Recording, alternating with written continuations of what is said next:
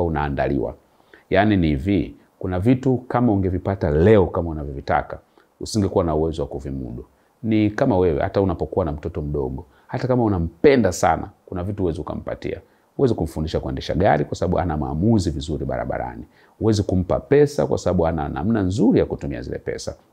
Sio kwa sababu umpendi, ila kwa sababu maturity yake haimruhusu kuhandle hivyo vitu. Kwa hiyo tunasema kwamba wakati mwingine Mungu anapokuangalia, ni kweli vitu unavyovililia ni vizuri unavitamani, lakini akiangalia bado hauko tayari kwa sababu maturity yako bado haijawa nzuri, growth yako bado haijawa sawa sawa.